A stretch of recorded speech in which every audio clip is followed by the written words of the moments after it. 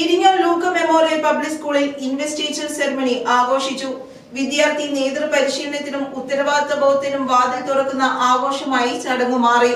പുതിയതായി തെരഞ്ഞെടുക്കപ്പെട്ടതോ നിയോഗിക്കപ്പെട്ടതോ ആയ വിദ്യാർത്ഥി പ്രതിനിധികളെ ഔദ്യോഗികമായി സത്യപ്രതിജ്ഞ ചെയ്ത നേതൃസ്ഥാനങ്ങളിൽ പ്രവേശിപ്പിക്കുന്ന ചടങ്ങ് പ്രശസ്ത എഴുത്തുകാരി കെ.പി. ശൈലജ ടീച്ചർ ഉദ്ഘാടനം ചെയ്തു.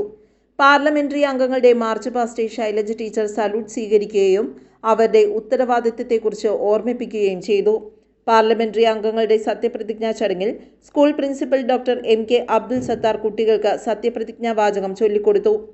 വിദ്യാർത്ഥികളിൽ ഉത്തരവാദിത്ത ബോധം, ആത്മവിശ്വാസം, ആത്മസമർപ്പണം തുടങ്ങിയ മൂല്യങ്ങൾ വളർത്തുകയാണ് ലക്ഷ്യമെന്നും സ്കൂളിന്റെ ആന്തരിക ജനാധിപത്യത്തിന്റെ ഒരു പ്രതീകമായി ഈ ദിവസം വിദ്യാർത്ഥികൾക്ക് നേതൃപാടവം പ്രകടിപ്പിക്കുവാനും മാതൃകയായി മുന്നോട്ടു പോകുവാനും അവസരമൊരുക്കുമെന്നും സ്കൂൾ പ്രിൻസിപ്പൽ അധ്യക്ഷ പ്രസംഗത്തിൽ അറിയിച്ചു.